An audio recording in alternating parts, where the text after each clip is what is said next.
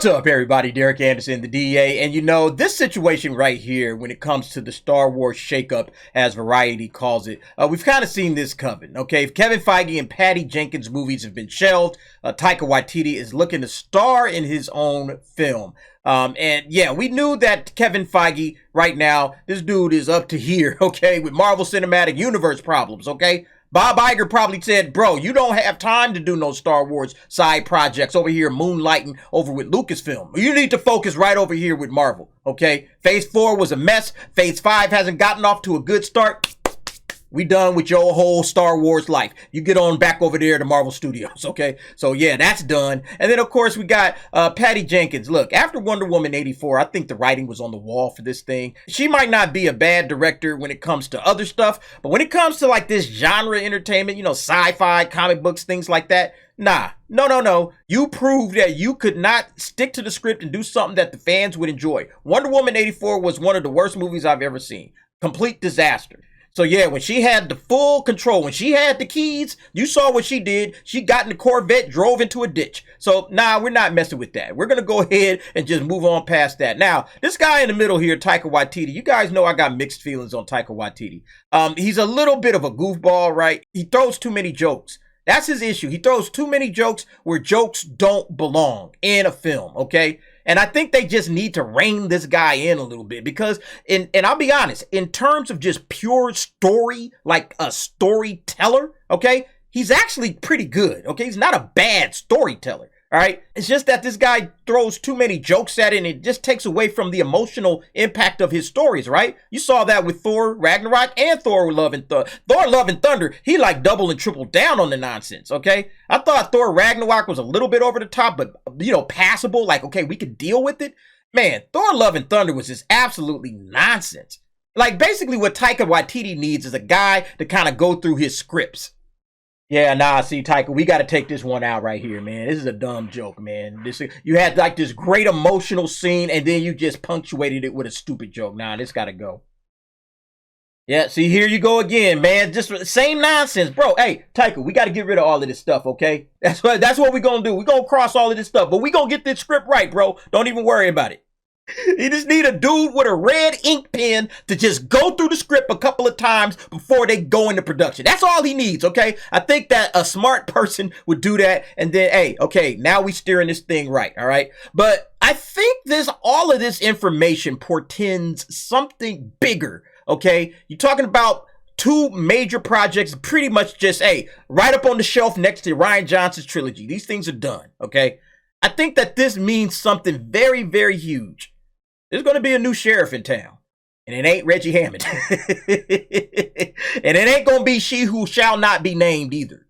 Yeah, y'all youngsters didn't get that Reggie Hammond joke. That's from 48 Hours, man. Reggie Hammond, Eddie Murphy's character. Okay, but anyway, Rogue Squadron and Kevin Feige's Star Wars movie canceled. Okay, so information on this particular article that I saw on Screen Rant is very, very eye-opening. And the article itself is just talking about the same thing that we just got discussing. It's all the history, basically, of how these movies got greenlit in the first place, and then the plugs all are getting pulled on them left and right. But embedded in this article is this particular interview that Jon Favreau did on his channel, Movie TV.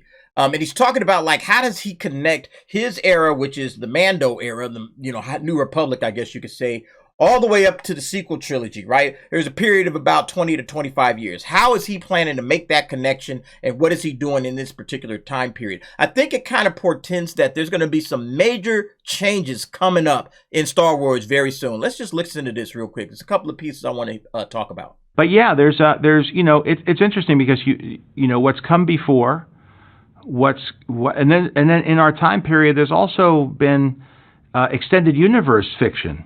There's characters that have been slowly introduced in the Clone Wars, like Thrawn. So there's a lot of stuff that's in canon, like canon proper, but I think there's different tiers of things that we really look to the fans of seeing what they embrace too. Okay, so I wanted to stop it right there. He's talking about, again, constructing his time period, matching it up with the sequel trilogy. How's he going to go about doing that? All right. First thing he brought up is what's come before, obviously, the OT, the original trilogy, the prequel trilogy, all of that stuff is before him. And then in his time period, he mentions that they're starting to bring in stuff from the East. Okay, I thought that that was very, very important. He's, mentions Thrawn, of course, and he's talking about like canon, right? Canon proper. There's different tiers of canon. Anybody that's familiar with the EU understands how that stuff was just complicated as hell. Okay, you had like S tier, you had C tier canon, or you had all of these various levels of canon. Okay, and it could get really confusing when you pick up a book. Well, what level of canon is this, right? But it makes me wonder: is he thinking about bringing in other characters from the EU, trying to go back to the EU and bring in some of those characters that could play in this particular time era? All right. First thing that comes to mind for a lot of folks, obviously, is Dash Rendar from Shadows of the Empire. I think that that would be a very interesting character if you wanted to bring him in. He's kind of got that, Han Solo swag. So that might actually make a lot of old school Star Wars fans happy, right? Because remember, he mentions, what do fans embrace? Okay. And a lot of fans from that EU era do enjoy that particular character, okay? Dash Rendar. So what can he bring in that the fans will like that might not necessarily be canon currently? And how can he fit it in? I think that's where this could be ending up going, when he's talking about this particular time period, the Mando era, the New Republic era, or whatever, and then leading on its way up to the sequel era. And then he goes on to mention something else that I thought was absolutely fascinating. It's not like a science. There's definitely a conversation that's going on. And then also what happens after the sequel trilogy. Because the sequel trilogy only takes place over the course of a few years. And it's something that, it's a big thing on the screen and it's very eventful. But it is a very, it is a relatively brief moment in history over the course of the thousands of years that Star Wars takes place. Now, you guys know me. I like to read between the lines, okay? I like to read right on in between those lines, and I like to try to figure out what this guy is talking about. He talks about the sequel trilogy as being a very, very short period of time. I'm thinking that he's going to write something that's just going to leapfrog right over that thing, okay? He's not going to spend a lot of time connecting it. Yep, sequel trilogy happened, whatever. It's a brief period of time. What happens after that? He's not interested in going and talking and connecting things with the sequel trilogy. I think what he's doing is he's focusing on Star Wars beyond the sequel trilogy, all right? At least in terms of his mind. And honestly, I think this guy's probably going to end up taking over Lucasfilm, or at least being the creative force behind Star Wars. Okay, if he's not taking over all of Lucasfilm, at least be the creative force behind Star Wars and say, hey, look, Star Wars is yours. He's like maybe the creative CEO, whatever you want to call it. All right. And then, whoever comes in to replace, she who shall not be named, that person is going to take over and deal with whatever else Lucasfilm is dealing with, Indiana Jones stuff or whatever else they plan on producing. Okay. And then he will be the chief guy in charge of Star Wars. Okay. Star Wars itself. Okay. Story group, whatever, we don't care. He's a part of Star Wars. He's going to be the guy that's shepherding Star Wars and probably won't have to report to anybody whatsoever except maybe directly to Bob Iger. I think Bob Iger is looking at that situation over at Warner Brothers with James Gunn and Peter Safran, okay? I mean, he could learn something from that. Just say, hey, John, you don't have to do with all the day-to-day running of the studio stuff. Focus on the creative stuff, okay? You're our creative content guy, all right? And we'll find somebody else to handle the nuts and the bolts and the day-to-day operation of the studio. You just focus on Star Wars. You focus on these particular television shows, movies, cartoons, and all that. You focus over here, and you and Filoni, if you want Filoni as your right-hand man or whatever, you guys build out all of that stuff. I wouldn't put Filoni as the head, just me personally. I think that John has more experience, okay? He's been director. He's directed like 9 or 10 movies or something like that. The guy has his executive producer credits, okay, on major films, on huge Disney films. So this guy knows his way around. He knows what he's doing, and I think he just enjoys creating. I think he's having a blast right now, and I think he just wants to stay in that creative space. And he could do so just like James Gunn is doing over there at DC. I think that that's the way forward for, Star Wars. Now, of course, I'm just speculating like everybody else wildly.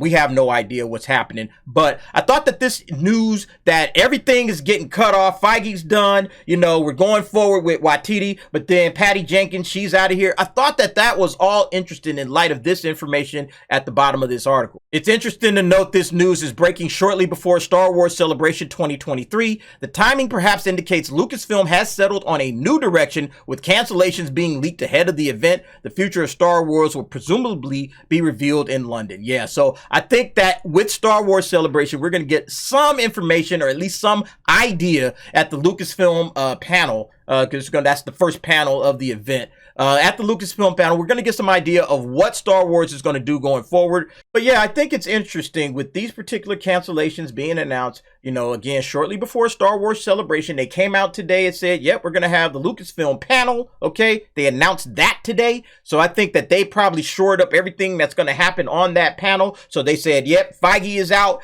Patty Jenkins is out. We don't want anybody even talking about that stuff. Let's get that stuff off the slate. Okay, I think she who shall not be named, I think she's going to announce her retirement. She's going to be in the wind. All right. And I think that Jon Favreau in this particular interview is kind of telling you, you know, kind of a sneak preview of what's to come. I don't think they're going to look at the sequel trilogy ever again. I think that thing is in the rearview mirror. Okay.